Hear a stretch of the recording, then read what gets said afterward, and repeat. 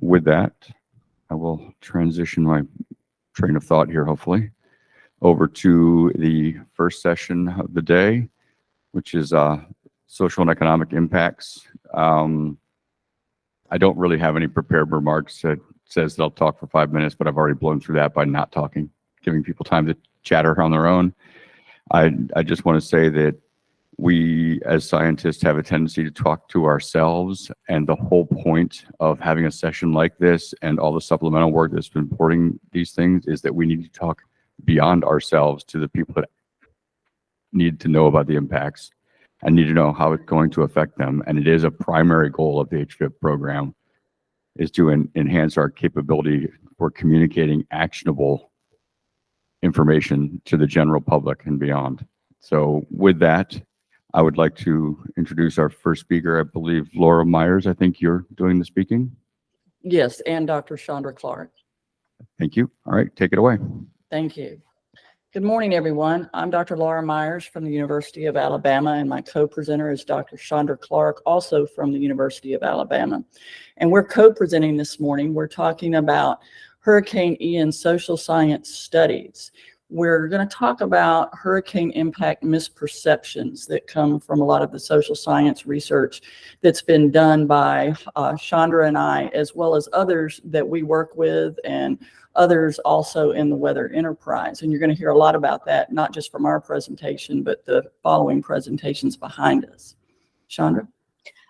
I think Jennifer is controlling the presentation. Okay. All right. Thank you. All right, so I want to start out about the perception. This is a quote by Jamie Rome, the Deputy Director at the Hurricane Center. There's a societal expectation of perfection in these forecasts that exceeds the limits of predictability. Societies desire to know precisely what's going to happen at their doorstep 5 days prior. While I understand that need, there's just no science right now that would allow us to provide that. I think Jamie's quote really hits the mark in regards to the psychology of decision making when it comes to addressing disasters. And that's the issue that we're going to talk about this morning, is how do we address the psychology of humans in regard to how they hesitate, how they respond, how they take in risk and crisis communication. Next slide. The work that we do involves several different types of research methods. We do a lot of interviews of the disaster enterprise, especially pre and post event, to understand the weather warning communication process and to look at what went well and what were challenges in many of these events. We do public surveys and interviews, media documentaries, analysis of media content, and analysis of social media. Next slide. In regards to hurricane research, we've been doing research on multiple hurricanes over the years, and I just wanted to point out some of the key points that came from some of these research studies that we've done. In regard to Hurricane Katrina, the big outcome there, I think, from the social science side was the expectation of what people would do in a hurricane, and that regarded mobility issues. We at the time pretty much assumed that if we could get the information out there about what was happening, where it was going to happen, people would take the right protective action. And Katrina really illustrated that there are a lot of challenges in being able to evacuate, get to a safe location. There's a lot of psychology involved about why people do and don't evacuate. There's a lot of economic reasons and social reasons that people do and do not evacuate. And so Katrina really highlighted that and really set off a series of social science studies to understand why people do what they do. Hurricane Harvey really set us up for looking at unexpected things in hurricanes like inland flooding. When the public looks at a hurricane event, they have certain expectations about what they think will happen. And that comes a lot from their previous experience, their knowledge of hurricanes, their knowledge of their location. And so we started having hurricanes that created impacts that people had not experienced before or could not imagine. And so we had to figure out, how do we message for that, and how do we reach people about things that they're not expecting and can't possibly imagine. Hurricane Michael gave us some really interesting results in regards to how the previous storms in an event influenced decision making. In this event, Hurricane Opal had influenced a lot of people not to evacuate because they had evacuated for Opal and were not allowed back in. So they decided they weren't going to do that in Hurricane Michael. And they thought that if they had to leave, they'd be able to leave. And the rapid intensification of the storm and the strength of the storm precluded that. So we started seeing a series of hurricanes then that were really changing the way people thought about hurricanes. So we had to start really engaging in a lot of risk communication about what to do about that. How do we educate the public about how these storms are different, how they're unique, and what they need to do in these events? Hurricane Ida was an interesting event. Chandra and I were both on the service assessment for this. And a big part of this really illustrated connectedness in regards to how connected is the public to sources of information in risk and crisis communication. And a lot of the studies you're going to hear about this morning, not just from us, but everybody else, really talks about how do we connect the right information to the right people. We have a lot of underserved and vulnerable populations that we need to make sure that we're reaching. Language barriers, communication barriers, that whole psychology I talked about really is a focus now of how do we get people connected to information and how do we support the best protective action for those populations.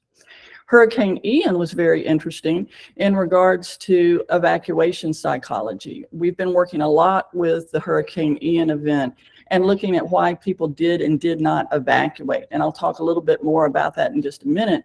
But you really have to understand what the dynamics are, and it varies by location. It varies by experience. And so there's a lot of good outcomes there that would really help us in the dissemination process. And then most recently, Hurricane Idalia again showed us the issue of rapid intensification and trying to prepare the public for rapid intensification. We've got to do a lot to make sure that they understand that these storms can change very quickly. The path of a storm is a factor, as you all know, and that also came out of Ian in regards to helping people understand where these storms are going. And we're really good now at showing where they're going, but it's our connection to the public about their understanding of that. And then the eyewall replacement cycle, the timing of the event was really interesting with Idalia. The public sitting there, anticipating what Idalia is going to do, but the physics of the storm was very different and didn't do exactly what people expected, but they didn't understand this eyewall replacement cycle and the timing of the event and why the Idalia did what it did. And so education is really important. Pre-event education, pre-season education is important. Post-event education is really important too. All right, next slide. So this is really all about misperceptions. In all of our studies, and we work with a lot of other people, Dr. Jennifer Collins from the University of South Florida conducts surveys after almost every hurricane event. And she and I and Chandra focus on this misunderstanding of risk. And it's a really dynamic process. And as I mentioned, that rapidly intensifying storm process is one of the things that people misunderstand. There's also misunderstanding about our products and information that we're putting out. And so there's a lot of opportunity to educate the public and our partners about the products and information and what it means in terms of risk and crisis communication. We also have to address the psychology of anchoring. A lot of people think the initial information they get about hurricanes and tropical events is all they need. And they anchor on that information, and it's a psychology issue because people don't want to change their behaviors. They don't want to really engage in that risk assessment. And so they'll tie themselves into, oh, it's not going to happen here, it's going to happen somewhere else. And we've done a lot of good work, and I'm talking about the Weather Enterprise, in addressing that perception and making sure people come back and get additional information as the storms get closer. There's also a lot of misperceptions about impacts, storm surge and wind strength, and where is a safe place to be, and there's all kinds of myths about evacuations and sheltering in place. So we've got to help people imagine impacts and imagine what could happen at their location, and help them look at the options that they have regarding those potential impacts. And at the same time, addressing their mobility issues and the myths that they may have about what they need to do. And again, the connectedness to information. You know, a lot of times we hear people say it hit without warning. I didn't have any information. Well, we know that information is going out there. So where is the disconnect, and what can we do with that? And then most importantly, reliance on trusted sources. Who do people trust with information? With Hurricane Ian, we talked to a lot of people who were relying on family and neighbors and not on a lot of our official sources of information. So how do we get people to rely more on official sources of information? Next slide. So these are just some of the research findings that came out of our Hurricane Ian research. And I wanted to just highlight a couple of these because they're consistent across all the evaluations that we've done of all the previous hurricane events and events since then. So we focused a lot on evacuation because that's the big deal, is can we get people out of the way of these impacts? And so what we've discovered in the research is that people are equally unlikely to evacuate. We know a large proportion of people don't evacuate, and it really doesn't vary too much by characteristic. The problem is that some of these populations are more vulnerable than others if they do not evacuate.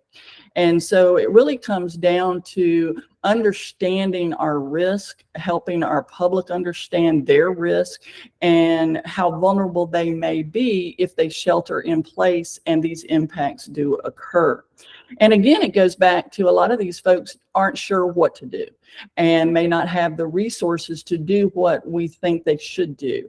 And so how do we address those particular issues? One of the things that the public tells us is that they don't want to evacuate because they assume traffic jams are going to be a big problem. And so they just assume that it's going to be a problem and they don't want to get out in it, so they won't evacuate. And this is a media issue because if you look at the media, what are they reporting on? They're reporting on what's happening. They're showing pictures. They're showing video of what's going on out there. And if people are seeing on television and in social media these traffic jams, that's giving them a perception that it may be too late to get out, or I don't want to get out in that. And it may not be true. It may be we're just showing these things and talking about what's happening without addressing timing about when are the best times to evacuate, where are the best locations to evacuate to, and really supporting that process. So really kind of overcoming their misperceptions about something like a traffic jam.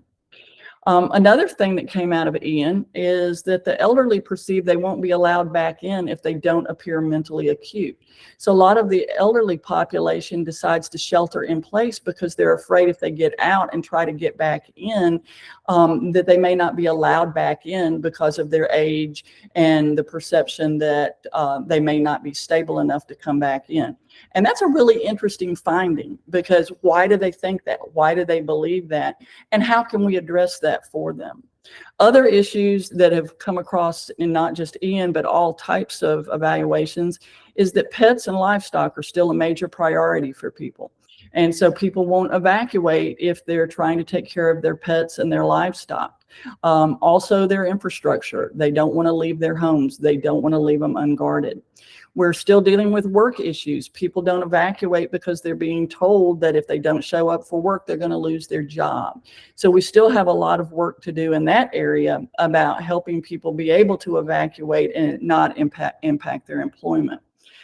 We also focused a lot on the path of the storm in regards to the cone of uncertainty and the other products, and really trying to help the public understand what it means for them. And, you know, the cone of uncertainty has gotten, you know, much more precise, much more scientifically sound than in the past. But the issue is the public's misperception of that. So there's a great opportunity to really educate pre-season and reach people. Another factor here is educating young people. There's been a lot of effort to educate school children, young people, college students about these things. And you'd be amazed at how that information gets back home to caregivers, parents, grandparents, and helps them have a better understanding of these products and services. Another issue from the psychological aspect is that people perceive evacuation orders very uniquely. Unless it's a mandatory evacuation, a lot of people don't take them seriously. And they think, well, that means it's not going to be that bad. And so a lot of people in the Ian evaluation told us that, unless it was mandatory, they wouldn't go, and they didn't go. And so what does that mean in terms of how we issue evacuation orders, and how do we need to educate the public about what evacuation policy is and what it means for them? And previous experience is still a major factor in not just Ian, but all of the events. People go back to their previous experience with previous storms and think that they'll do what they did in that storm, or they're going to react based on what happened in that previous storm. And it may not be right for the current storm. So education is key again here. Next slide. And that's all about dissolving misperceptions. We need to address the limitations and barriers through that education and outreach. So who's going to do that education and outreach? And that's the folks that we work with a lot in our research. Chandra's going to talk about her work with journalists and broadcast meteorologists. They have a major opportunity to do this education and outreach, and they do a phenomenal job of it. Not just through television, but through social media and all kinds of opportunities to get out and educate the public. Emergency managers are doing that. The Weather Service is doing that. The Hurricane Center. Community leadership is key in this education and outreach. And those are some of our partners in this process. And then the key stakeholders in our communities engage in all of this. So what can they do, and what are they doing? So one of the things that they're working on is trying to present worst case scenarios and probabilities to the public and to the partners. And there's been a lot of work done on, we don't want to scare people with the worst case scenarios. Is that going to be a kind of a cry wolf situation? Well, it's really not. Our evaluations have shown that the public can handle it. They want to know what the worst case scenarios may be. They want to understand if it's relevant to them at their location. And they do want to understand the probabilities. The Weather Service and the Hurricane Center are working on messaging now with probabilities and working on ways to demonstrate probabilities in a way that's easy and simple for the public to understand. And our findings is that they can handle it. They want that information, and it really makes a difference. I mentioned the fear of traffic jams during evacuations. You know, we can really do a lot with helping people understand the best times to evacuate, to understand that they need to get out before these traffic jams occur, and that there are places to go and where they should go and how they would be able to get there. We need to educate them more on rapid intensification and path. We need to address the fact that people are still waiting too long to evacuate. So we want to address that in our risk communication, that they shouldn't wait too long to evacuate.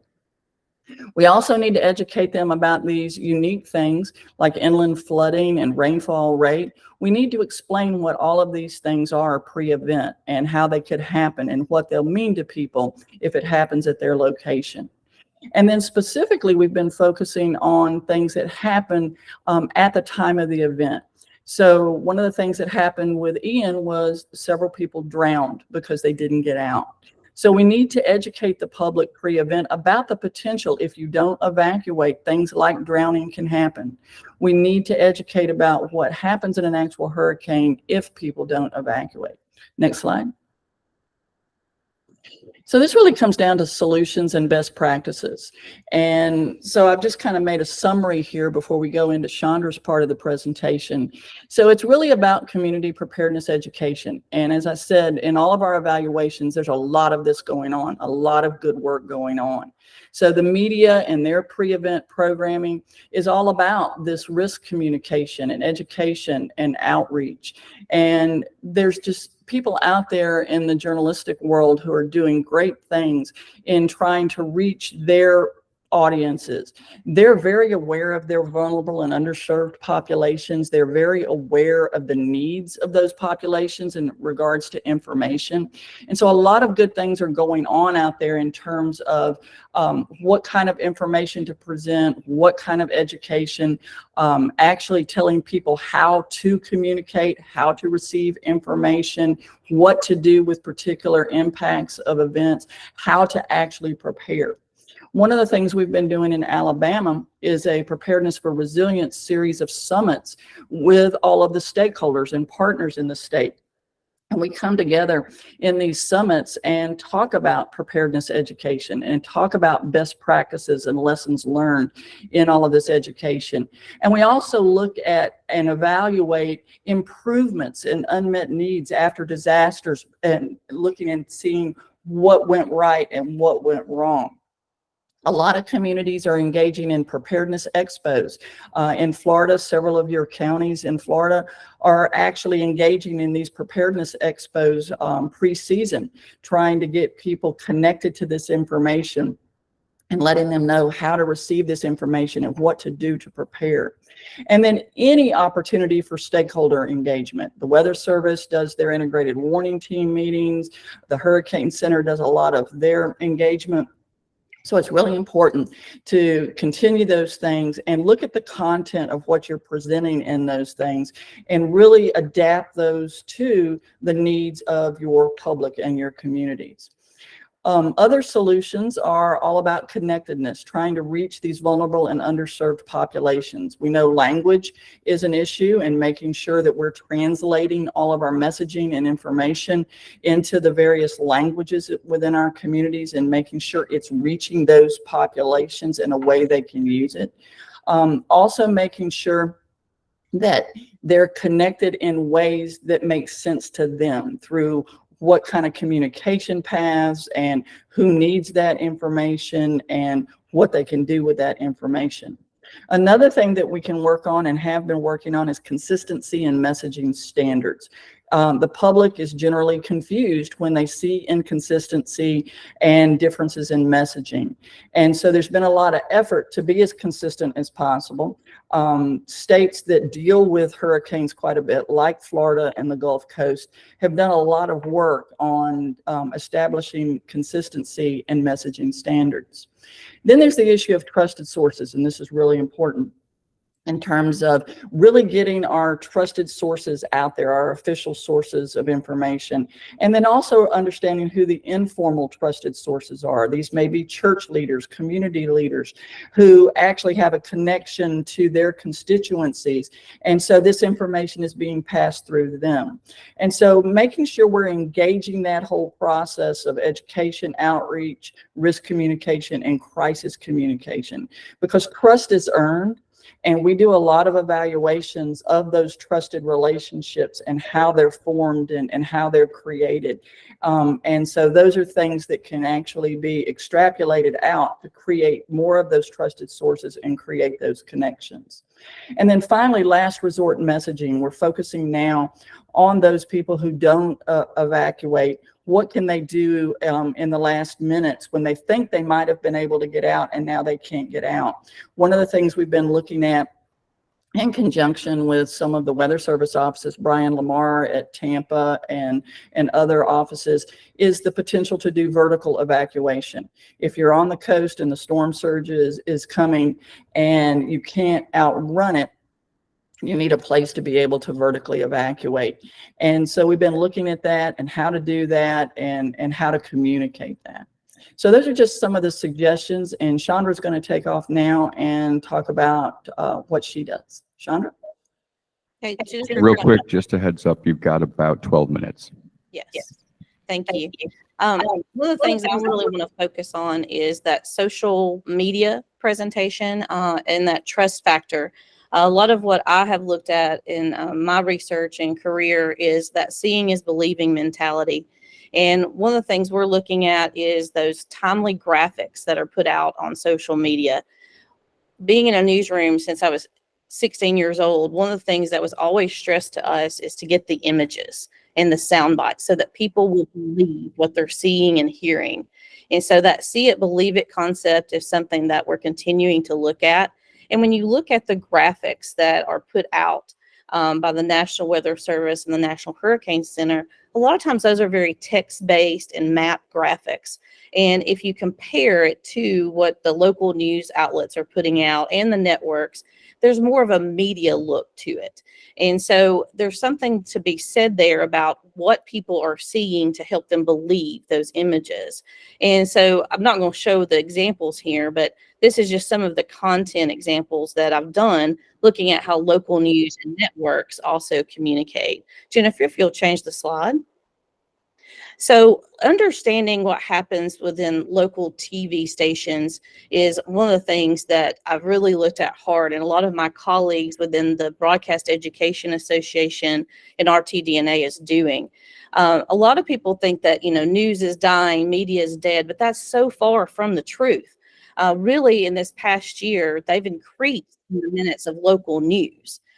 18 more minutes per weekday has been added and 21 more minutes for radio news. And so it's one of those things to really have a good understanding of that. Most people really want that hyper local information. That's who they're trusting. And we have a real trust and credibility issue within every organization now, just because nobody trusts anybody. And the pandemic made that so much harder. So, but I want you to have a good understanding that local news is not dying. It is actually increasing. Jennifer, if you'll go to the next slide, please. So this small graphic, if you'll take a look at the top left corner, you will see that in an average weekday, there's over 6 hours of local programming on every TV station. That's from small to medium. And if you go down just a little bit on this graphic, you can see in the different market sizes, which, Miami, New York, some of these bigger markets, the top 25, they have over 8 hours of programming per day that they can use to convey information. And it's all information related to their community. And so that's something to really make sure that everyone understands when you're looking at this research and this connectedness and the media trust that Laura was talking about, is the local types of media that you have are some of your most trusted. Jennifer, next slide, please. And also just to understand how much it has increased just in the past year, because that is really where local stations make their money. Weather is always known to be a big money maker for local markets, but you can see here how much news increased just in the past year, over 37%. Next slide, please. Also, that news consumption has changed. That's no surprise really to anyone. But the Pew Research Center really can show you with their data how half of Americans prefer a digital device over TV. Now, TV is still pretty high over radio and print publication, but it's because now we're all walking around with a TV in our pocket. And so we can get that information at anywhere and any time. And so it's no surprise really that that is what most Americans prefer for their platform. So let's go to the next slide. And let me just make sure you kind of understand that one of the problems that weather has with social media and the consumption of it is that is really where some people just stay. And we may not be reaching those audiences. The other day with the Louisiana super fog situation, I got really, really upset after watching local news, network, cable, and online all day long and seeing what happened there. And then that night I got on TikTok, and everyone on there that was starting to see that the visual image was saying they didn't understand why there was no media coverage of it.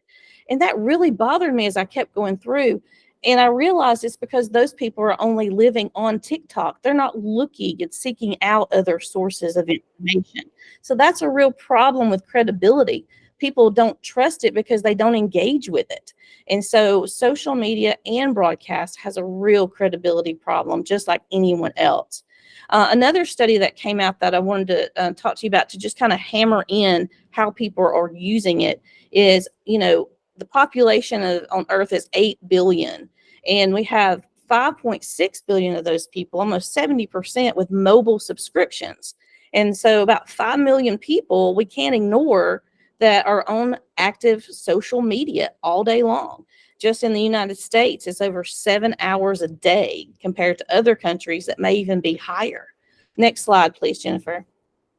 So a lot of what I've been doing over the last decade is doing interviews like Laura mentioned, but my interviews are a little bit more focused on the role of communication, the role of broadcasters. And it really started back with Tuscaloosa in 2011 and went to Joplin, Moore. And I've done it also since Hurricane Sandy, Harvey, Michael, Florence, Irma, and Ian.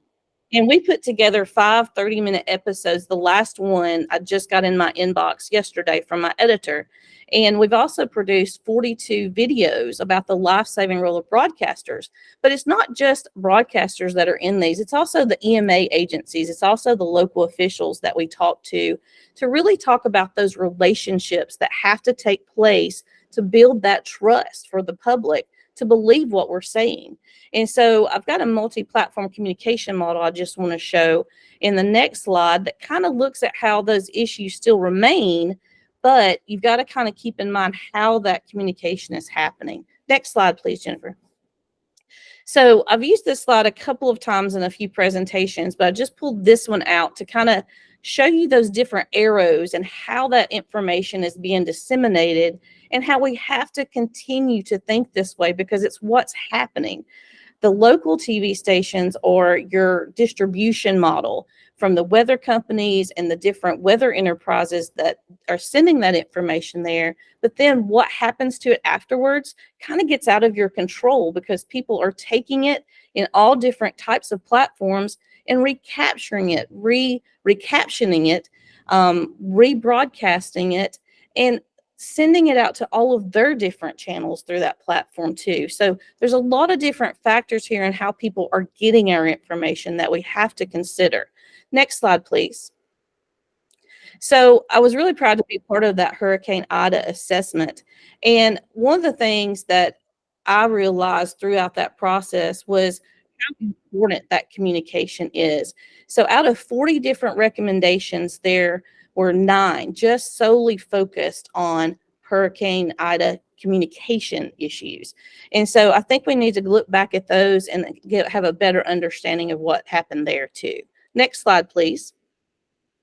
So those relationships are something that I've really worked hard on over the last few years, even with my students and embedding people in disaster training exercises with local first responders. We just participated in a disaster training exercise where the journalists were embedded with them.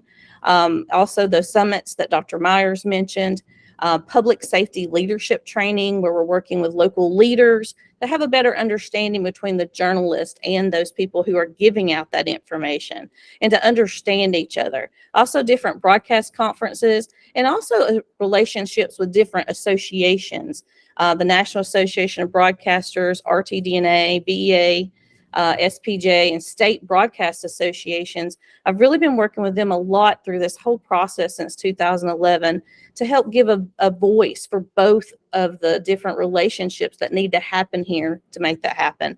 And also through the different videos and people that I've been working with on the development of those. Next slide, please.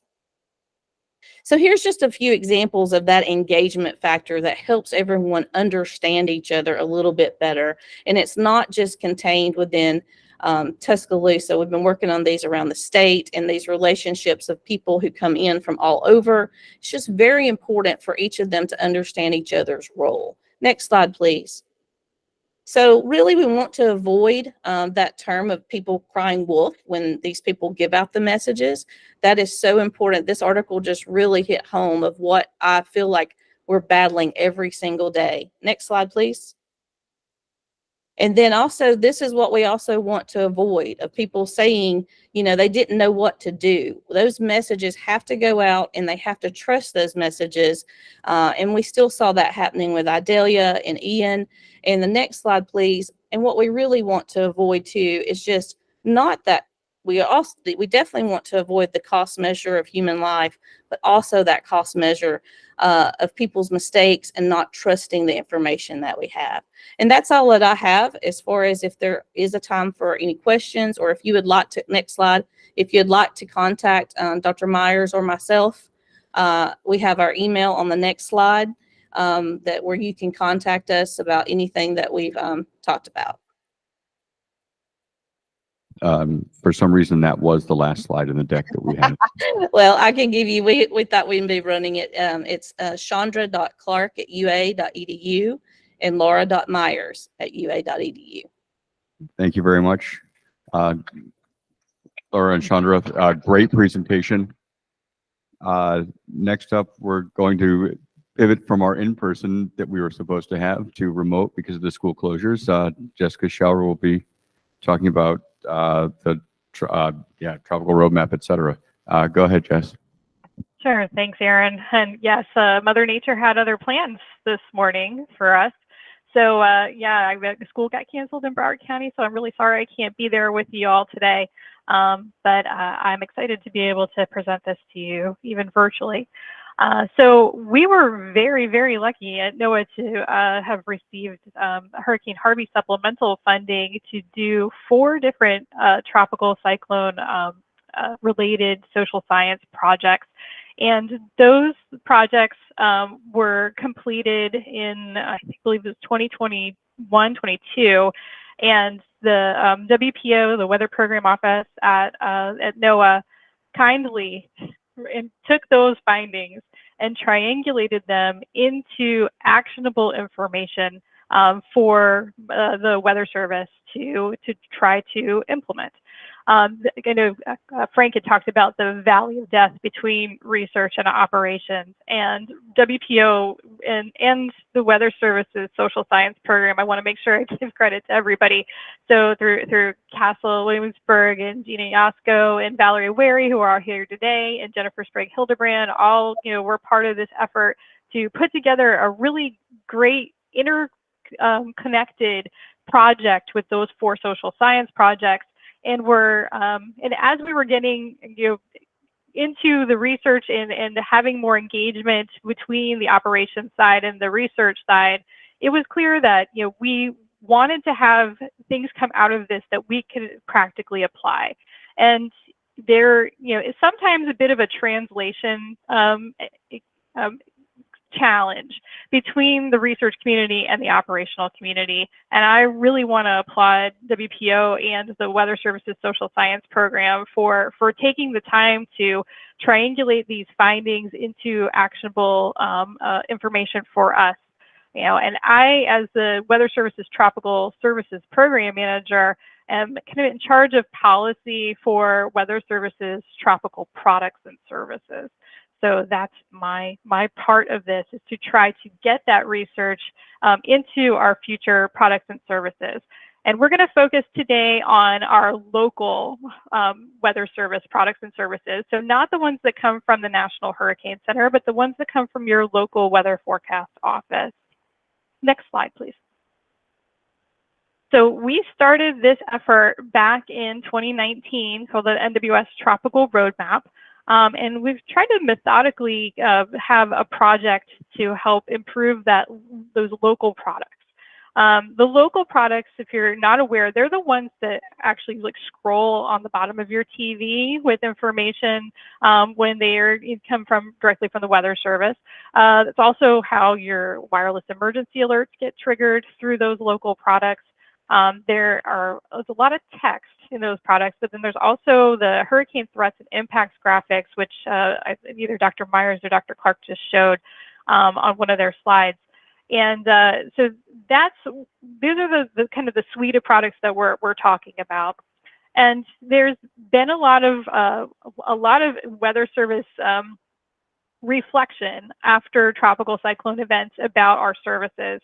So we have recommendations through the Science Advisory Board, through service assessments, et cetera, that have been piling up for years. And even in the interim, as we've done this project, started this in 2019, there's been I think at least 3 different service assessments for tropical cyclones, for Ida, Florence, and Michael, and Oh, I believe there's one other one. I'm missing it right now, but we'll probably get to it in a second on my next slide, but not to go yet. But we started off with a review of all of that information, and to also the literature review of the social science that's been done to date that was relevant to our project, these local weather service tropical forecasts.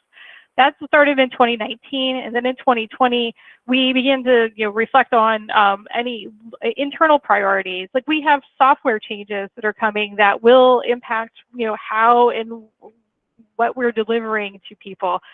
We also had this big investment in social science in our social science programs through OSTI at the Weather Service and through WPO, and trying to integrate that into new products and services. We also wanted to get input from our forecasters. One of the big things that's come out of our service assessments is, what a tremendous amount of workload it is for our local offices to have to switch from their normal procedures for how they would normally issue hazards to issuing tropical hazards. That there's a whole suite of grids that they have to do for tropical that they don't have to do any other time.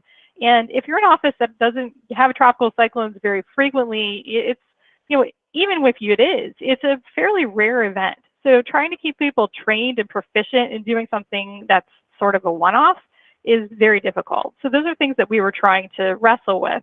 There's a lot of facets to changing products and services.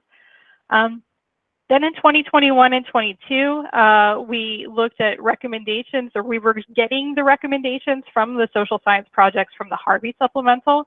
And we were starting to take that information and turning it into prototype products. And we did external surveys in the spring of this year, and then we have refined those prototypes and did internal surveys on them the second half of this year. And by the end of this year, we have to turn in our finalized requirements for software. This was a timeline that was already established by the Weather Service for tropical hazards to go to what we call hazard services and AWIPS, which is a part of AWIPS that allows the Weather Service to issue hazards, but in a slightly new way compared to what we do right now for tropical hazards. Now, while we're turning in requirements by the end of this year, there's still going to be, that's basically for the Office of Central Processing to do their level of effort to determine what it's going to take to implement these things. So it's going to take years for us to get from what we have now to where we want to go in the future. But, you've got to take, the first step on the long journey. Next slide, please. Okay, so these are some examples of some of the things that have come out of the recent service assessments and some of the things that we're trying to implement in the future. Reducing the complexity of the process, I already touched on that for our local forecast offices. One of the big ones that came out of Hurricane Ida was that we should be providing more local specificity in our storm surge and coastal flood hazards. So converting our storm surge warnings from zone-based to polygons. And while that sounds like an easy thing to do, it's a very complicated technical task. So there's a lot of moving pieces there. Another one from Florence and Michael was to absorb the current hurricane threats and impacts functionality into a regularly produced dashboard. And so that is our what's now called the graphical hazardous weather outlook. And I'll show that to you in a few minutes.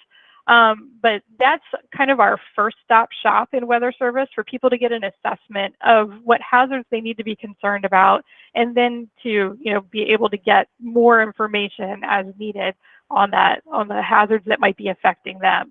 So that we'd like to integrate that so that it makes it easier for our partners and people who use our products and services to find the information. It'll always be in the same place every day, whether there's a hurricane or not a hurricane, and also easier for our forecasters because it's a routine, something that they use every day, something they message from every day, rather than special grids and graphics. Okay, the Florence and Michael service assessment talked about the determining whether or how we should be using our text products, the HLS, the Hurricane Local Statement, and the Tropical Cyclone Watch Warning, or TCV product. So we did an investigation of that as well. Next slide, please. So some of the big themes and takeaways, I know Jamie already presented this on the first day of the conference, but this is kind of an overview of where we're heading. There's like localizing information. That's all about getting polygon surge hazards and coastal flood hazards. The coastal flood, for those of you who don't know, storm surge is always tied as far as technically as a hazard with tropical cyclones, and coastal flood is, you know, things that are issued for things that are things that are on the edges of the storm surge hazards were things that are basically considered non-life-threatening storm surge, as well as for storms that are not tropical.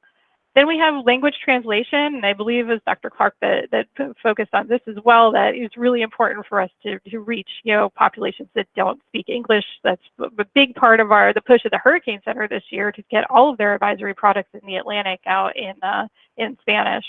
But there's other languages too that the Weather Service is working on corporately. Also tailoring the messaging to the event phase. We've working with a social science program at the Weather Service to upgrade all of our statements. So that's going to be a big project this year. Transitioning HTI to GHWO, I've already touched on that, and so on. So I'm going to go ahead and go on to the next slide so we can kind of visualize some of these things.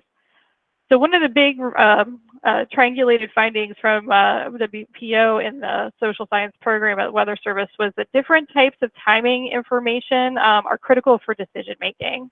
So if you go on to the next slide, you see this is our graphical hazardous weather outlook. So the upper left picture you see is basically a dashboard, and we call them chiclets, the little colored blocks there, to kind of give you for this Weather Services forecast area, what you need to be concerned about. Like if you look at this and you'll see that there's multiple hazards listed on the left side of the chiclet board, and you have like things like tornadoes or lightning or excessive rainfall, fog, all those things, those parameters, and you can see if very quickly which one of those you need to be concerned about and get a more specific graphic when you click on that.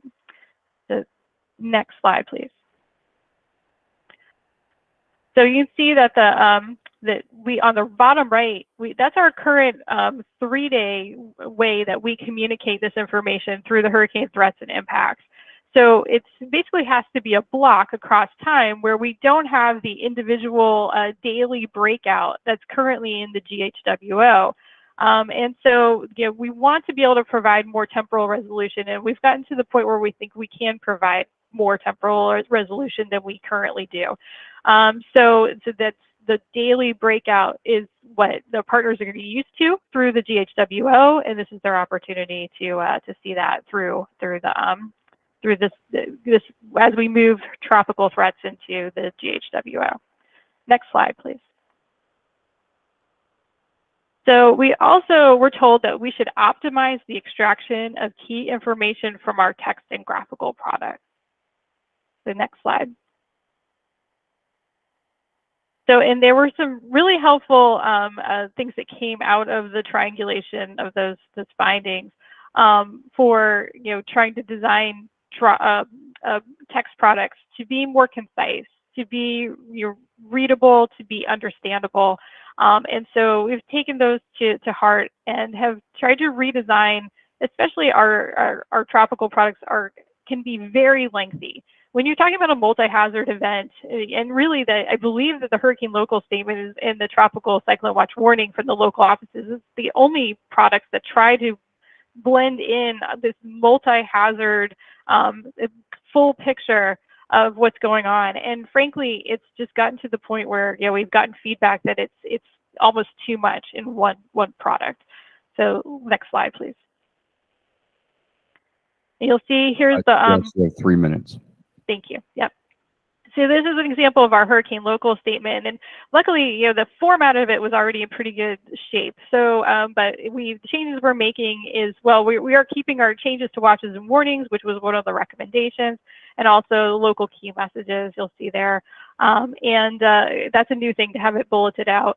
And then also we are going to be engaging in a big project with the NWS Social Science program to upgrade all of our statements here.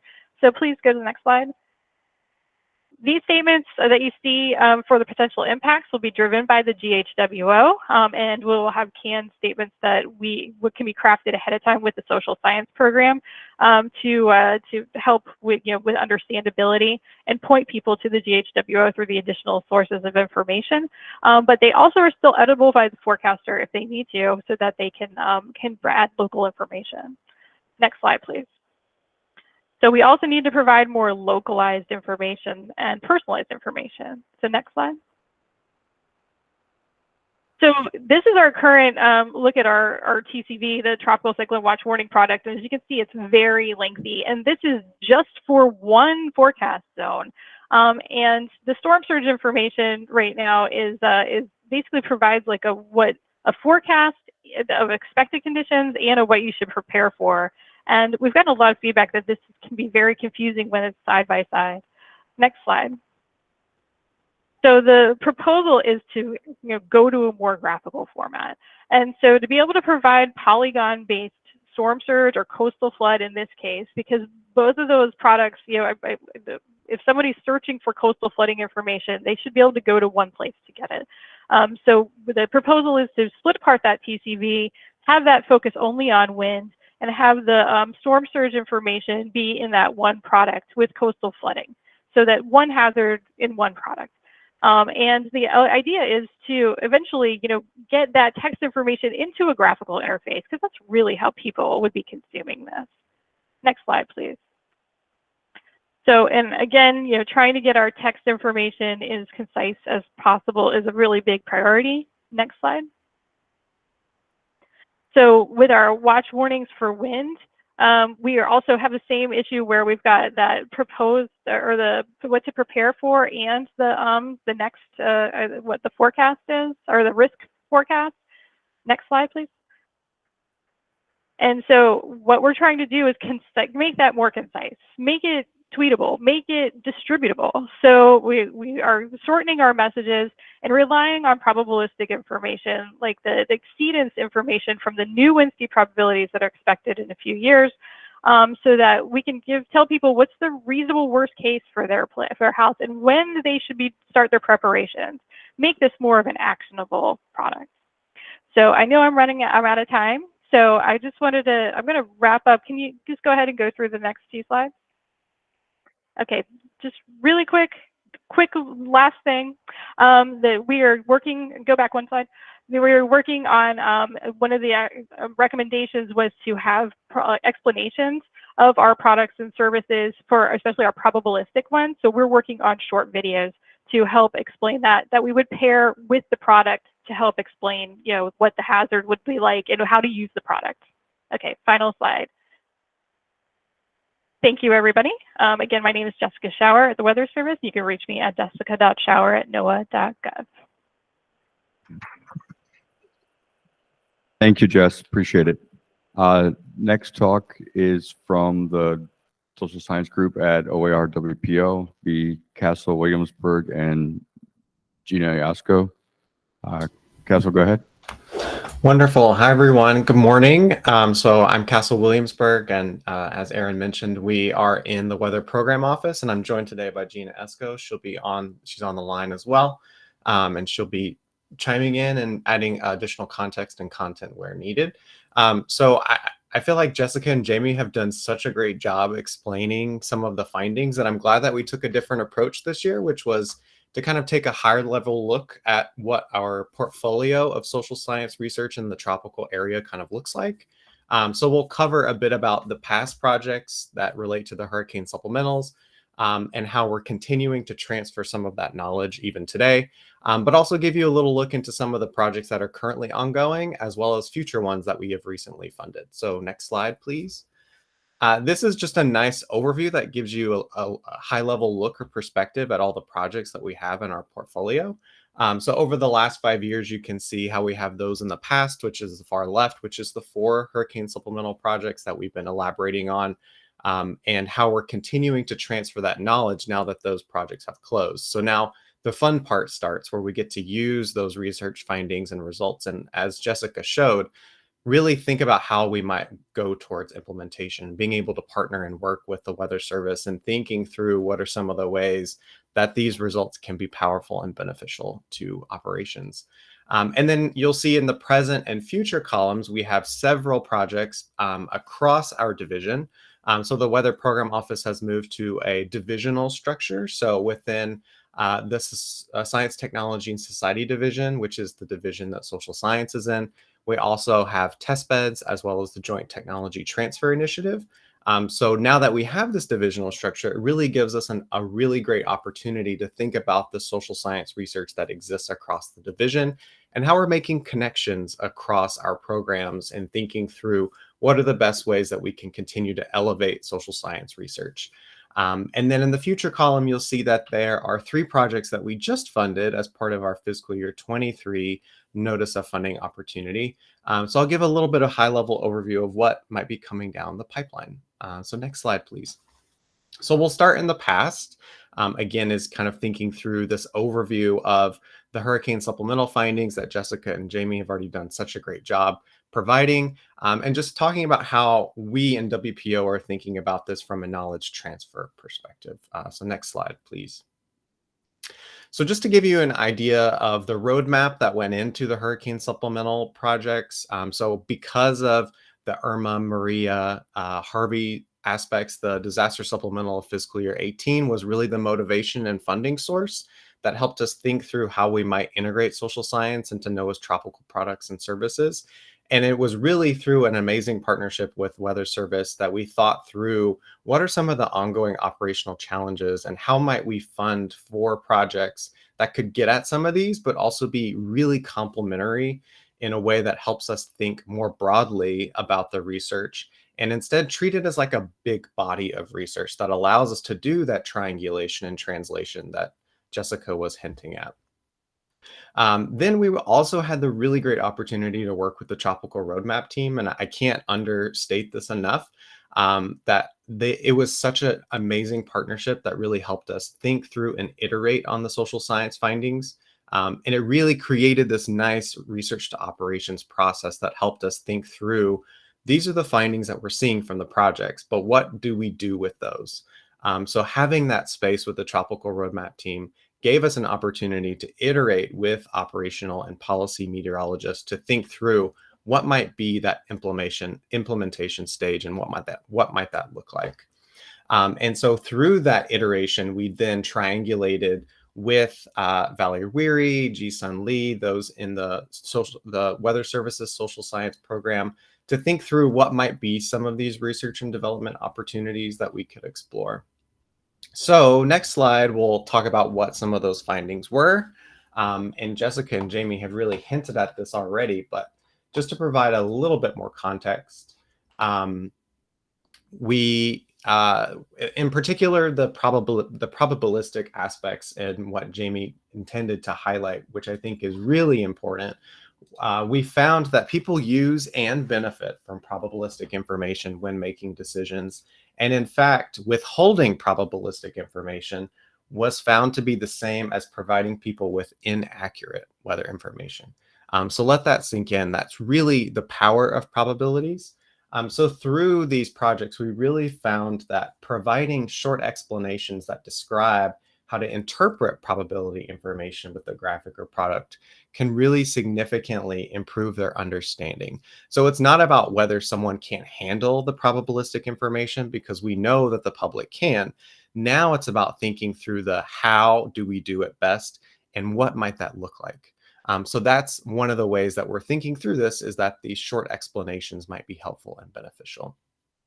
The second was that tropical products need to be more localized and personalized. And I think we really have seen really great examples of that this week, with both Jamie and Jessica providing some examples of those. In particular, partners asked for timing information because they found that it was most critical. And they really were honing in on the need for the onset timing, cessation timing, as well as duration timing. So making sure we're thinking about multiple aspects and elements along that timing information. We've talked a lot about models at the HFIP conference already, partners asked for more information about these models. In particular, they wanted more on tropical cyclone tracks and scenarios, forecast models, and they also wanted information on the confidence or uncertainty of forecasts, hinting that they typically go find this information elsewhere, not within NOAA. So might there be an avenue or opportunity for us to provide this information to them? Jessica just highlighted this, but again, the need to optimize the extraction of key information from graphics and text to make it a lot easier for them to just pull that information out when they're rebroadcasting it, like Chandra was talking about earlier. And then lastly, partners really wanted they really like the key message product. They want more of these summary products, and they want this information to be better compiled in a single spot. There's so many products and services that they find beneficial, but they feel like they have to go to multiple locations to really locate and find this information. So having it in a kind of singular place would be really beneficial to them. Next slide, please. So since last year, when we presented some of these findings to all of you at the HFIP conference, we've been really busy. We've been continuing our coordination with the National Weather Service, as you just saw with Jessica's presentation, but also with the National Hurricane Center, and thinking through both the local WFO level, but also at a national center, how might some of these findings kind of bleed into operations and what might that look like? We've also been engaging audiences, particularly emergency managers, with some of these findings, as they are really powerful. And in some of the findings, we really used a lot of emergency managers. So we wanted to bring those findings back to their community. So we've been going to a lot of emergency manager-centric conferences and also presenting at some integrated warning team meetings across the country this year. And then lastly, we wanted to highlight that we have a forthcoming ArcGIS story map that we're really excited about because we're hoping it will be a bit more visual and a bit more open-ended for people in the public, Congress, others that might be more interested in seeing what these findings were and the process that we went through, because it was a really exciting, new, novel process that I think was really beneficial to the R2O process. Next slide, please. So next, we'll kind of highlight some of our present projects that are ongoing, again, in our division. So some of these will be the Joint Technology Transfer Initiative. Some will be our program. So next slide, please. So the first is, I won't go into too much depth because Dr. Majumdar is here, and he will provide some really great overview and insight of his project. But we're really excited about this because he is seeking to develop an iterative process for NOAA to harness public feedback to redesign and evaluate graphical forecast products. So in addition to the graphics that they hope to develop, they're also really hinting at and getting at what is the method that we might use and transfer to NOAA on how to harness this feedback. So next slide, please. Dr. Jen Henderson out of Texas Tech University is investigating compound hazards that are associated with tropical cyclones. So trying to better understand how core partners attend to and communicate about these various often overlapping hazards during tropical cyclones. And lastly, if you'll go to the next, hit the button one more time. We have Dr. Halpern at Embry-Riddle University, and this is the JTTI project. And they're trying to develop a prototype graphical product that depicts probabilities to communicate tropical cyclone intensity information. And so this should be a really great project that hopes to add some recommendations that we might kind of think about how all these projects together might help inform products and services in the future. So next, we'll highlight a couple of projects in particular. So next slide, please. So I don't know if any of you are familiar, if you could maybe click on the video if it's not going to play. Yeah, thank you. With Joe Rittberger's Weather Society survey and dashboard. So many of you may know this from the severe weather aspect, but if you have not checked it out lately, there is a new tropical aspect to it. So they conduct annual nationwide surveys that provide data on how the public receives, comprehends, and responds to various tropical weather forecasts and warnings. But there's also this weather dashboard, which is being shown in the computer, that lets you think visually about the data. What does your particular WFO look like? How does that compare to other WFOs, in trying to look at all that data and how it might be helpful and beneficial to you? Next slide, please. The other really cool project that we're working on is with the University of Georgia. maybe click it one more time. I'm not sure if the slide changed. No problem. So this one is with the University of Georgia, and it's really cool aspect of testing the power of virtual reality as an educational tool. So UGA and Clemson researchers have been teaming up with the National Hurricane Center to think through the applicability of this virtual reality as an educational tool in the field. And they recently, in September, had the opportunity to go to a Miami Marlins game to showcase this virtual reality. So I think that will be a really cool aspect to thinking through that. If you're curious what that looks like, if you'll go to the next slide, you'll see, I don't know if anyone's familiar with. Got about 3 minutes.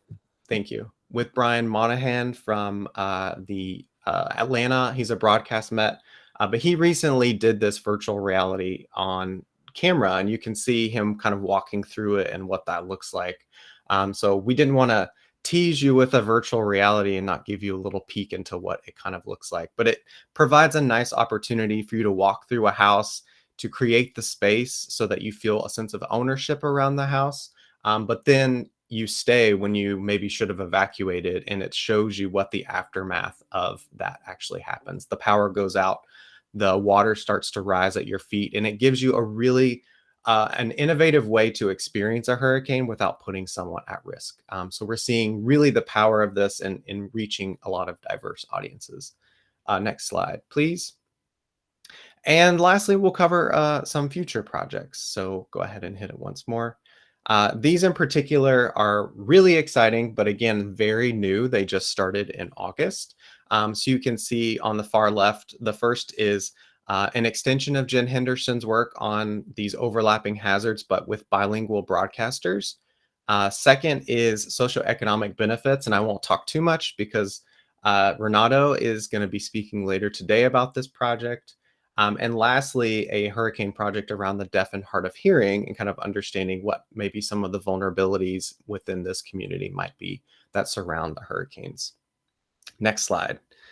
Last but certainly not least, if you want to know more about all the social science projects that are going on within the Weather Program Office, we've recently launched what we're calling the System for Public Access to Research Knowledge, or the SPARK.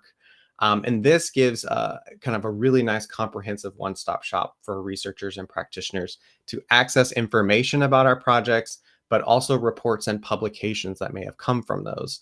We have some really exciting future things that are happening that will involve us providing some insights about these projects too, that can give you a really nice quick takeaway or key message that resulted from these projects. So next slide, and I'll close out and just say thank you all for listening, and we look forward to any questions in the discussion section later today. Thank you, Castle. We're going to turn the speakers down in the room here because I know they're blowing your ears out. So hang on one second. All right, is that any better? Did it go down? Maybe. All right, I guess try it. Test. Our next speaker from the OSTI Social, Behavioral, and Economic Sciences program is Valerie Weary. Val, take it away. Thank you. Thank you so much, Erin, for the invitation to speak. As you asked, I'm going to talk about social science and the National Weather Service's probabilistic impact decision support services initiative. So my plan for today is to introduce the social science program, which is still relatively new in the Weather Service. Then I'll go on to talk about the probabilistic impact, the probabilistic IDSS change initiative at the Weather Service, and then I'll wrap up with some of the social science work that is going on that is relevant to that prob IDSS effort. Next slide, please. So before we even get into the social science program, I'd like to just take a minute to reflect about the value that the social sciences bring. Social science is all about people, societies, and the relationships among them. And it's important to understand people and those relationships because it helps us make better decisions that improve our lives. I like to remind people that social science is a collection of disciplines. So much like there's physics, chemistry, and biology, the social sciences includes anthropology, geography, sociology, a whole host of disciplines. And just like the physical sciences, the social science field also uses both quantitative and qualitative methods. And really the sweet spot is a mixed methods approach where you use both quant and qualitative methods. Next slide, please.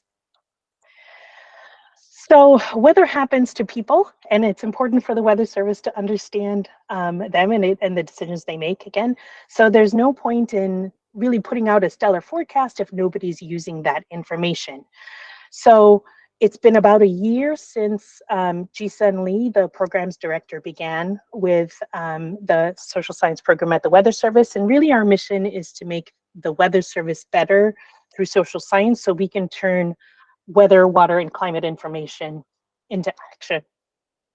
Next slide, please. For the next several years, these are the program's goals. We want to advance the science. That means conducting innovative research that links people to all the things for which the Weather Service provides forecasts, namely weather, water, and climate. We also want to build capacity for social science in the Weather Service so we can grow its utility. Internal collaboration is important for improving and promoting the application of social sciences. And we most certainly have to externally engage partners, not only just within other parts of NOAA, but with the weather enterprise in general, so that we can advance equitable service provision. Next slide, please. So our 4 research priorities are all about ensuring equitable services. As I said, weather happens to people, but it happens to them in a place. So we want our forecast offices, our river forecast centers, and all our CWSUs are the folks that forecast for aviation. We want them all to understand how each of the communities they serve, and we want them to understand them well. The Weather Service is developing tools and messages that communicate risk and uncertainty. So we want social science to help refine those tools and messages. We also want to evaluate the products and services to make sure that they're actually meeting our user needs. And then finally, we want to assess the impact we're having by developing ways to measure the outcomes of our work. Next slide, please. So Ken Graham, the Weather Service Director, maintains a list of 10 things that we call Ken's 10 informally. And Ken's 10 are all initiatives to transform the Weather Service into a more nimble, flexible, and mobile agency. And probabilistic IDSS is one of those 10 things. Each of Ken's 10 has like a team and a charter, and that's where the social science got involved in the Prob IDSS initiative specifically. Ji-Sun, the director for our program, was asked to join that team. So probabilistic IDSS is, it goes beyond simply communicating the forecast. It's about providing a complete picture of the potential weather and water-related risks and impacts. And that includes the ranges and timing, the intensity and impact, so that our users can actually make so that our users have the information that they need to make the decisions. Ideally, the information would be available at all time scales, from minutes all the way up to months. Next slide, please. So the 6 goals you see here are the keys to enabling probabilistic IDSS that the Ken's 10 team identified. Goal 1 is about providing foundational data. Foundational probabilistic data specifically is necessary so that our scientists can focus more on the analysis and communication rather than on modifying the data. Goal 2 is about creating an operations paradigm that allows Prob IDSS. So this operations paradigm would allow our scientists to have access to the resources necessary to meet the mission, both in terms of the operational paradigm, but also in terms of staffing. So that's very much an internal goal. Goal 3 is about providing a portable, dynamic, operationally supported system so our scientists can visualize, interrogate, and disseminate probabilistic information well. Goal 4 is about strengthening the relationships that we have with our core partners, an organizational culture and the capacity that we need an organizational culture and capacity that allows our scientists to build strong relationships so that we understand our partners, their decision making, their thresholds, their time sensitivities, all those things. Goal 5 is about ensuring that our scientists can develop the expertise in analyzing and understanding and communicating uncertainty and probabilistic information. So again, this is very much an internal goal. How do we build a workforce that is capable of doing this? And finally, goal 6 is about using weather, water, and climate and SBES data to assess both the quality and the value of the probabilistic IDSS that we're providing and the user decisions that come from that so that we make sure that we're meeting our mission. Next slide, please. So I'm going to turn to some of the social science work that is already ongoing to support the Prob IDSS effort. As you're well aware, NOAA hosts a wealth of physical science data that are used to understand environmental change. Similarly, social scientists need event-based and longitudinal data from a variety of people, communities, and end users to understand, again, people's perceptions, their feelings, and behaviors, so that we can understand the economic value of the products that we're providing, as well as how to improve them. The Societal Data Insights Initiative is a collaboration with our sister office in OAR, who you just heard from, to see if we can build something similar for social science data. So can we build a data infrastructure at NOAA that supports social science data as well? Next slide, please. So the test beds and operations proving ground are places where we conduct interactive exercises to test new methods and techniques. If we're going to leverage them to give our scientists opportunities to influence our operations, then we also have the opportunity to integrate social science into those exercises. Next slide, please. So the image you see here is actually from a paper by Castle Williamsburg and Gina Esco. It's an example of how two local news stations are using different color schemes to convey the same severe weather risk. We at the Weather Service have similar issues with consistency across, with displaying with consistency kind of across the hazards for which we're responsible for providing information. So there's a consistent depiction of risk steering group at the National Weather Service that is working on establishing kind of common principles and fundamental communication methods for the weather, water, and climate information that we provide. So this is all about improving the consistency in our graphics, our scales, our colors, and as well as in our definition for terms.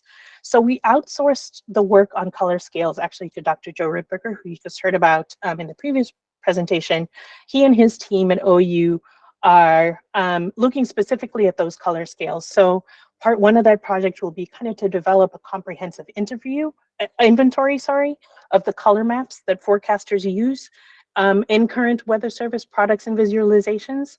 And then in part two of that project, they'll systematically review past research on the use of color maps in risk communication.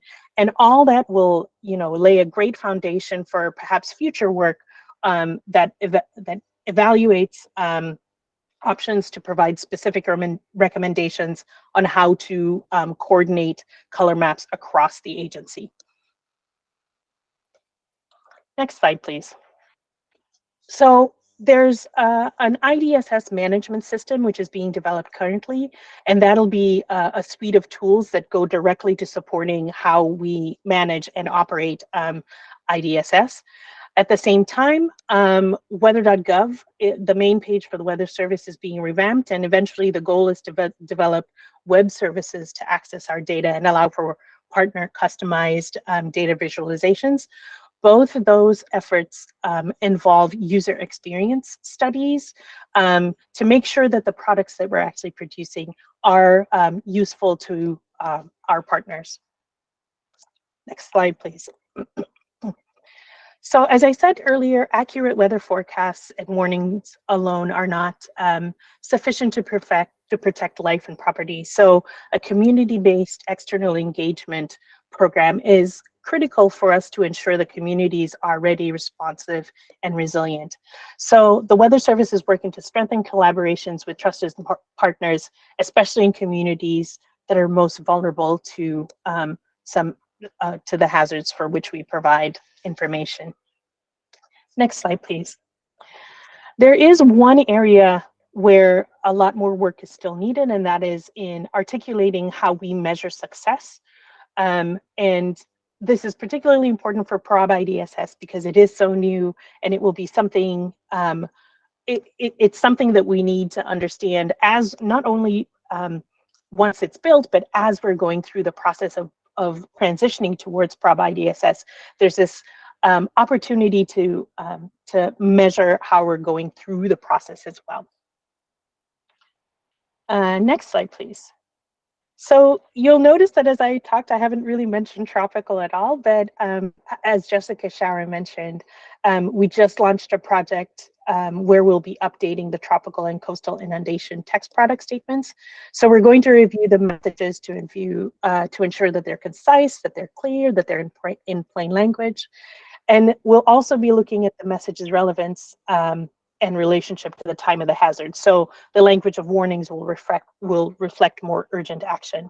So this project is a great opportunity to just start thinking about including that probabilistic information.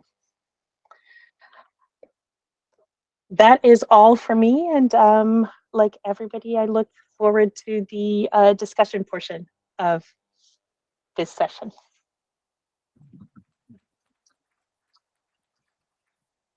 Thank you, Valerie. Our next speaker is Renato Molina from University of Miami Rosenstiel School. I believe Renato is going to be presenting online with us instead of in person because of the weather. Hello? Hello, we can hear you. Give us one moment on the slides.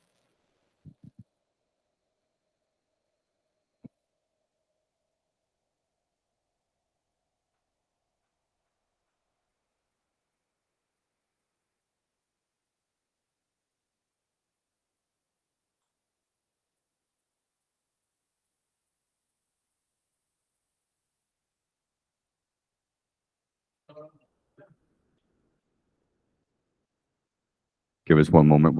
We had to re-download the PDF of your files.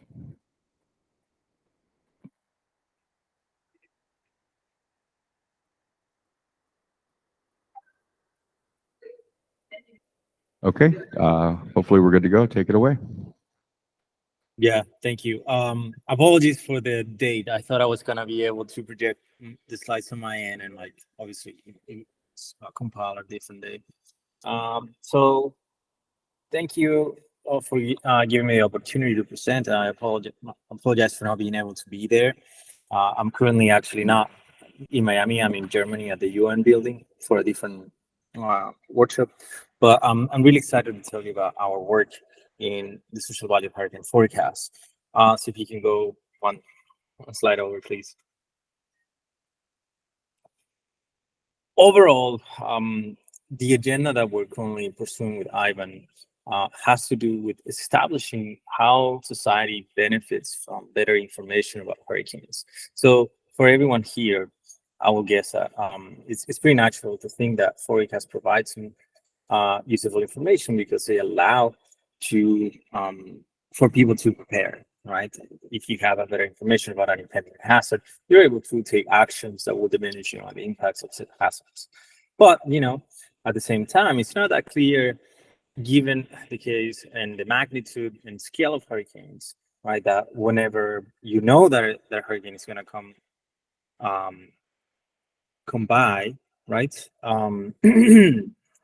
Perhaps your actions don't matter at all, or perhaps even the decision makers don't really take any actions. And so rather than conjecturing what the answers were for these questions, we are trying to say everything based on what the data will tell us, right? So if hurricanes for if hurricane forecasts have any social value whatsoever, then that means that they need to comply with 4 conditions, which in our study, right, we're gonna tackle in 4 different questions. So the first question is gonna be basically, does FEMA respond to hurricane forecast, right? So for the forecast to lead to a reduction in damages, some action must be taken, right?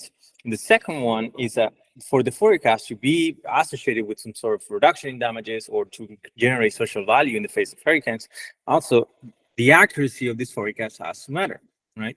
Otherwise, you can just rely on a warning system that says there's going to be a hurricane, right? It doesn't matter how strong or how weak it is. And finally, if those conditions are met, then we're going to test if there is any value on improving the ex-ante variation behind this phenomenon, right? And finally, using these insights, we're going to be able to answer a question that is relevant for the group here, but for policymakers in general, trying to identify if there is any evidence and magnitude for the historical improvements associated with this project. So please, one more. Right. So, as I was saying, those 4 questions are going to guide the overall analysis. And to answer this question, we're going to need a few things. First, we're going to have to rely on atmospheric science in order to get an insight about what the forecast looks like and what are the implications of that forecast in terms of precision and variation. Then we're going to also rely on theory and in particular economic theory to guide the logic for why these forecasts might be useful, right? And finally, we're gonna rely on econometrics in order to take the insights from that theory and put it to test using real data. So if you go ahead. So to set us up right, or just to elaborate on what's available in our study and what is it that we constructed. First of all, we compile a unique data set that was at least absent from the literature and on the economic realm. We also think it was somewhat absent also in the applied meteorology discipline, right? So that basically is spatial and temporal distribution of forecasts and storms, at the county level, such that you can basically track what was the prediction for a given county, what was the forecast for that given county 1, 2, or 3 days before the hurricane made landfall, right? And also the realization of the hurricane was not available at that resolution. So basically what we did was we reconstructed all the forecasts and also the realizations for all of the, we call them major hurricanes, with basically anything above category 3 or everything that costs above 20 billion, because there are some tropical storms that cost, that were extremely expensive, were not necessarily hurricanes. We also compiled some unique data set that tracks how much federal spending pre-landfall and post-landfall was allocated to different counties in the United States.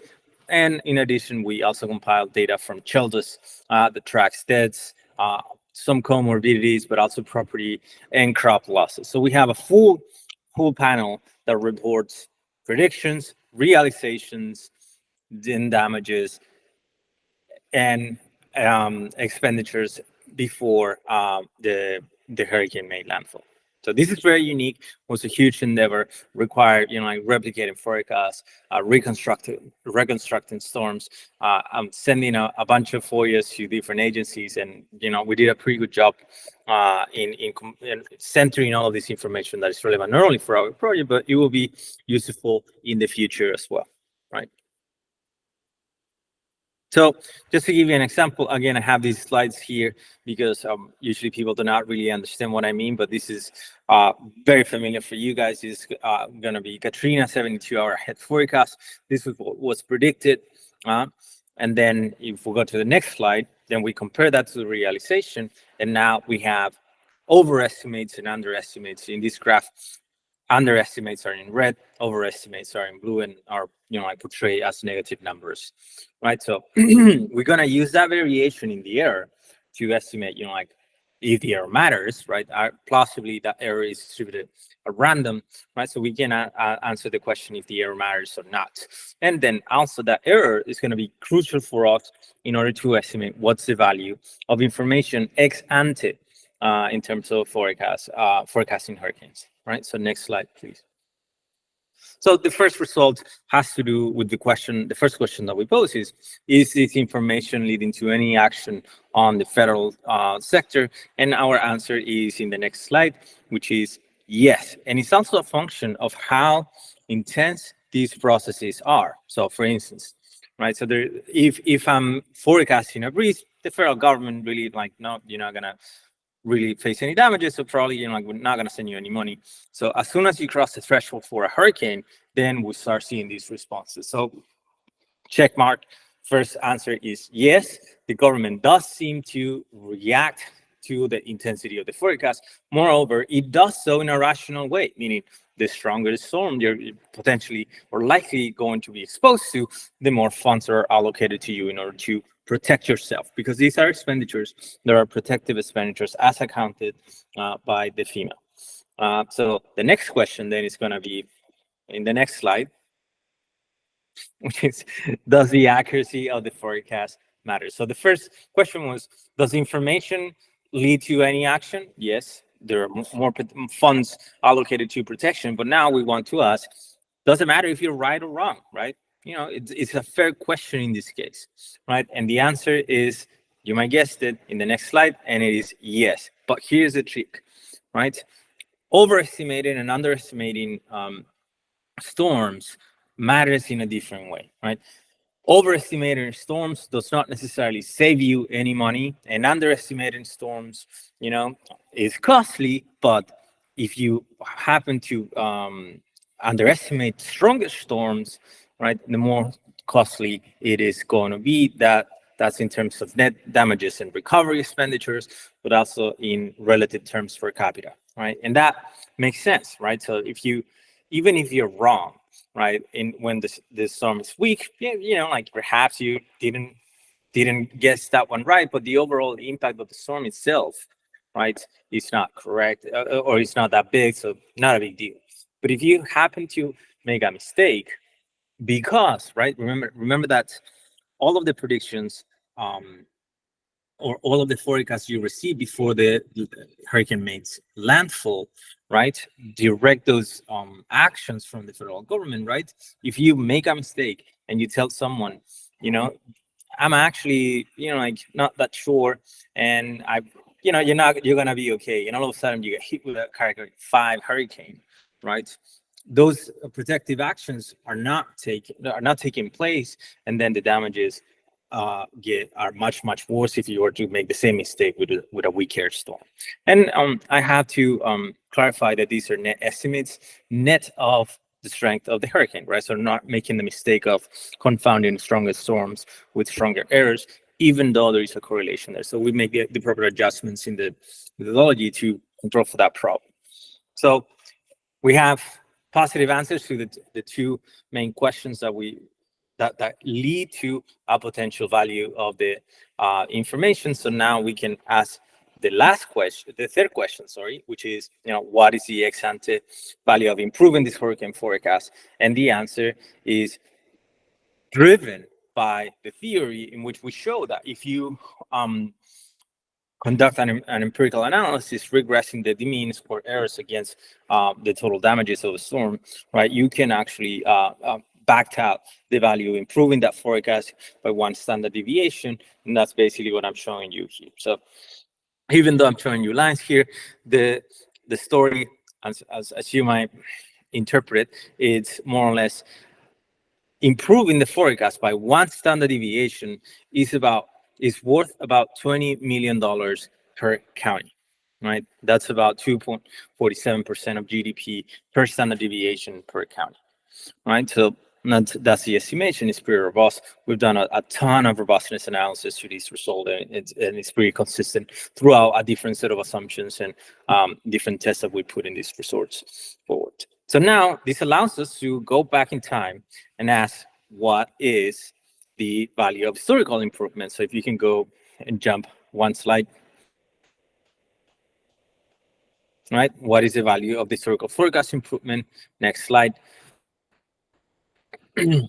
Depending on which storms you consider, we're gonna use the HFIP as a benchmark for potential improvement. And it turns out that from 2007 to 2020, about 1 standard deviation is the improvement that was done via the forecast product, right? So that's pretty nice because now we can just do all of these evaluations right away. So the average value generated since the FIP was implemented or we started to operate, right? It's about 5 billion per storm. Meaning, if the HFIP was not to be implemented, et cetera, right, we will see each storm being about 5 billion more expensive in average, right? So that basically means that the total avoided damages due to the improvement, relative improvement, that is standard deviation improvement, right, is about 72 billion for the 14 storms in the right?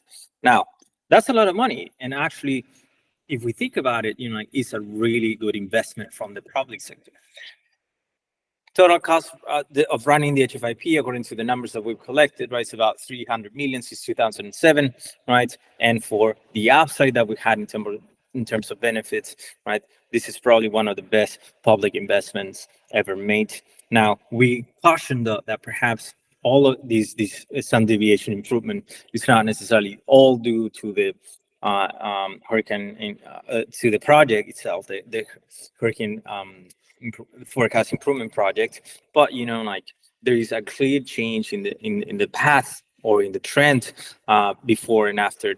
So all we're saying is, since that actions and everything that was implemented afterwards, right, has led to significant upside in terms of the avoided damages, right? So next slide. So overall, right, forecasts are far from perfect, but they're highly valuable, as we've shown here. Not all errors are the same, as I was explaining before. Heavily underestimating the intensity of storms basically results in the highest cost. One of the things that we can also, contribute is that it making the forecast more accurate.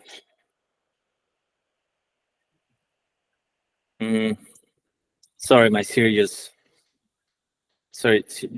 activated. Improving the forecast when you're subject to stronger storms is also more valuable. But overall, we can say that forecasts are valuable, and the benefits that society has derived from them are quite substantial. We're also now extending these results to evaluate the value that can be attributed to augmented observations. I'm really excited to eventually communicate those results to you. But again, thank you so much for giving me the time to present these results. This is thanks not only to me and my co-author, but also to several people that help us out collect the data and analyze it.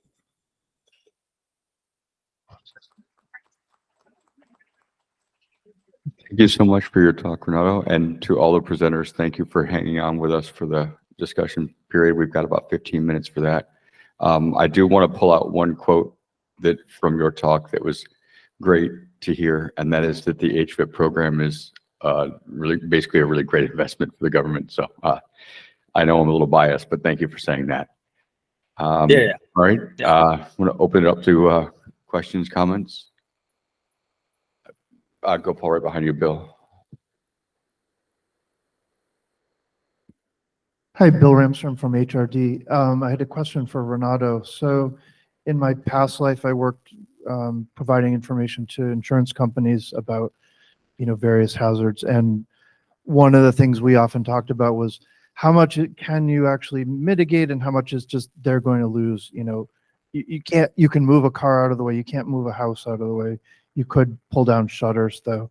So that figure you came up with, I'm wondering if you have a sense of what the percentage of damage is potentially avoidable by good forecasts, and what percentage is just these are immovable structures that are going to be damaged. You can get the people out of the way, but you can't get the home out of the way. I mean, in average, the percentage that was evolved or that was avoided, right, in terms of losses was $5 billion per storm, right? Attributing accounting for property damages, mortalities, and like crop losses, etc. So that's basically the share that can be attributed to that level of improvement. All of the other damages, like are probably unavoidable or cannot costly be attributed to the forecast necessarily. So one caveat here is that we cannot really observe a lot of what people in their houses are doing.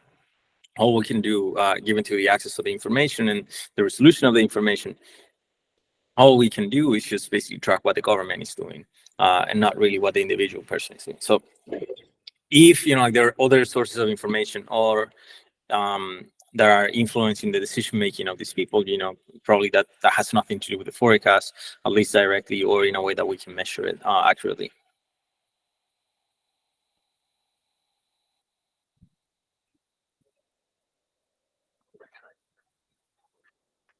Yeah, hi, Ben Woods from the Weather Program Office. I guess a follow-up question to Dr. Molina. Could you explain, I just never seen it before, the ex-ante value? That's just a term I've never seen. And then my other question is, I saw on the basis for some of your damages that you said 90% of the hurricane damages are from wind and precipitation, but I would submit that the storm surge is higher than 10%. So I just wanted a little bit of clarification there. So two questions. One, the ex-ante value, and then the 90% from wind and precipitation for hurricanes. Yeah. So one of the user limitations, right, has to do with the fact that we always observe, like this is how wrong you were, right, and this is basically how costly that error was, and that's called the ex-post analysis, meaning like ex-post, like after the fact, right? If I were to reduce that, like error, I will be able to avoid those damages. And that's basically the analysis that a lot of people have conducted in the past, meaning they track error, then they track damages, and they correlate those two, right? Ex ante means what is the value of improving or having better information before that damage occurs, right? And that meaning that the one way to think about it is, like if you have a forecast of wind intensity over a space, right? And I tell you, okay, so I can make that forecast less than certain, meaning that the spread of the prediction for a unit of space is much more centered over a certain mean, right?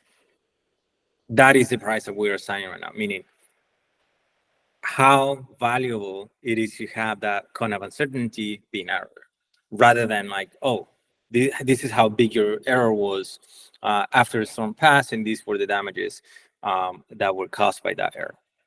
Does that answer your question? Is that clear? Yeah, he's got a follow-up. Yeah, thanks. That helps. I still was wondering about maybe the lack of accounting for storm surge, because again, I guess that 90% of damages by wind and precip, I just, we've been, especially recent storms I've seen with, even last year, Ian, the storm damage was significant. Yeah. I mean, I don't know where that 90% of damages that you're referring to is. I think it was in the first few slides, Renato, when you were explaining how you were assessing the impact.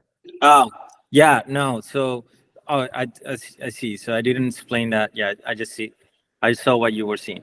So basically that accounts for 90, like the storms in our sample account for 90% of the damages that are in like the modern record for hurricanes and during that period. So that clarification is because some people say, like, why don't you have all the storms, right? Are you like misaccounting for damages? You see what I'm saying? Like, I'm not saying that wind and precipitation are all 90% of the damages. These storms in our sample account for 90% of the damages during that period. Right. Yeah. So you're not assigning a value to any specific forecast, just the fact that there was a hurricane landfall. Yeah, exactly. So like the storms in our sample account for 90% of the total damages. Correct. In shelters that are associated. Yeah, the to intense hurricane damages. landfall. Yeah. Yeah. Okay, so we have another question. One other question. Yeah. Yeah, let me just clarify the storm surge. We really wanted to include storm surge and the hurricane. The main problem for us was it does seem like the product is not that advanced yet relative to wind speed and precipitation. So we had a little bit of trouble securing the models that would allow us to perform a similar analysis for a storm surge. But I'm totally with you there that storm surge is probably one of the main drivers of damage. Okay, so this is not actually a question, it is a comment based on Castle Williamsburg's presentation. Castle, thanks for bringing up a couple of JTTI projects in your presentation. One of them is the severe weather and society dashboard that actually transitioned to operations. That is the first ever social science project transition to operations from JTTI funding. But that society and the severe weather and society dashboard also is adding the tropical cyclone survey information to the dashboard, so forecasters can tap into the dashboard from the tropical cyclone surveys. I just wanted to mention that here. Thank you. I just wanted to ask Dr. Myers and Dr. Clark, I know you addressed it in the chat box, but if you wouldn't mind giving a verbal response to Jim Franklin's question on the, sorry, my mind is blanking, on the equality aspect of people not evacuating, but that it's for different causes. Right. Yeah. So the question was about when we said people were equally likely to not evacuate.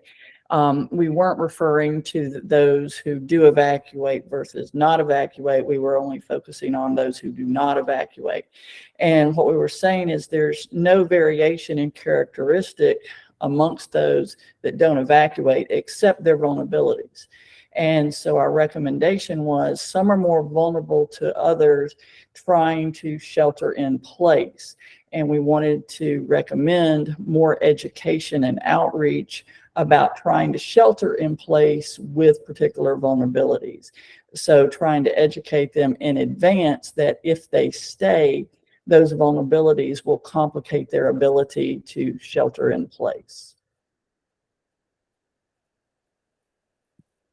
Thank you very much. Go ahead, Chris. Yeah, this is for Castle Williamsburg. This is Chris Lancey. So you talked about one of the conclusions was more information is needed on duration of impacts and the cessation of the threats. And one thing that we do internally is time of departure from tropical storm winds. Sophisticated users can get a hold of it, but in general, it's not a public product. We do brief that for emergency managers like Coast Guard for first responders, but we've been reluctant to provide that information publicly because of concerns that folks may think that's an all clear, go back home. And that's not the signal we want. But are we being too paternalistic? Should we provide that information publicly? Or are our concerns justified? I think from the research findings, there wasn't enough information on whether the public would find that useful. All of the data was pointing to that partners would find that information useful. And in particular, there was a specific subsector of like the partners, which was like the EMTs. They were really interested in having some of the cessation or like most likely in time for how they might resume preparation and emergency services, like after something were to happen, for example, or after some sort of hazard were to happen. So I think from the information, from the data and the findings of the 4 projects, I would say that that information would most benefit partners. I don't feel like I have enough information to tell you whether it would be beneficial to the public. I think one thing to kind of counter this conversation with is, I think for the longest time, people didn't think the public could handle probabilistic information, but now we see that they can and they do use it appropriately. It's just now coming down to questions on how do we best convey that, or how do we best show probabilistic information. So it makes me want to throw a little bit of a wrench into your question and say, If we've had information in the past that we didn't think they could handle, but they actually can, might the cessation information also be beneficial? But again, I don't have direct evidence from any type of social science research that would point to that.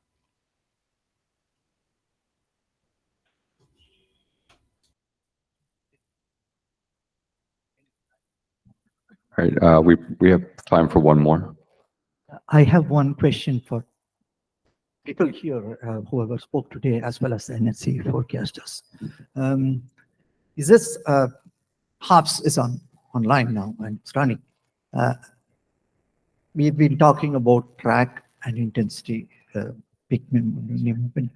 What more are the products that may be useful? I think probabilistic prediction is something that you have been taking it on. What are the other things that you may want to link this, whatever talk went on here, with what we do towards improvement of forecasting?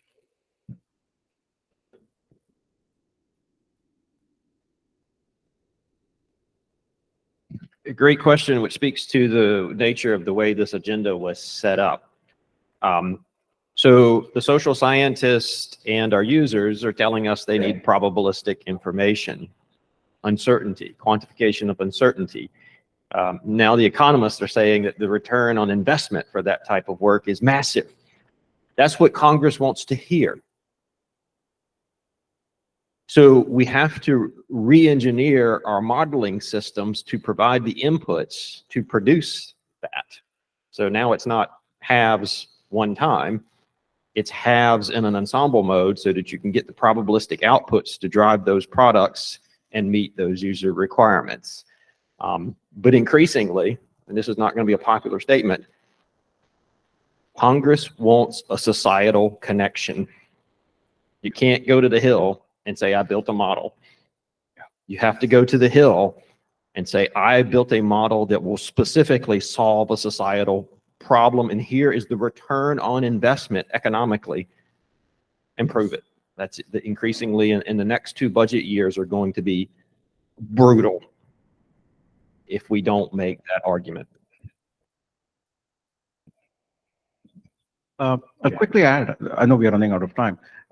The localization of the products, especially as we go to the EJ aspects, that is going to be one of the big components that could be developed into a more downscale mode. And I think that could be one way to make the connection Jimmy was talking about.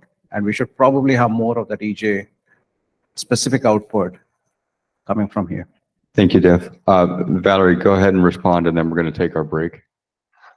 Thank you. I wholeheartedly agree with what Jamie said. One thing that I do want to point out is that we're trying to move away from talking about the return of investment, because that gives the impression that we're running a business, which we're not. So how about we start talking about the value of the information that we're providing? I think that's where we as a social science program are trying to move the Weather Service towards talking about the things that we're doing related to economics. The value of information as opposed to return on investment means a very specific thing to in the economics world. Thank you, Valerie. Point very well taken. That's been a concern in a lot of things, especially public service, which Weather Service, public schools, et cetera, where everything's over commoditized and takes away the value of a lot of what we do.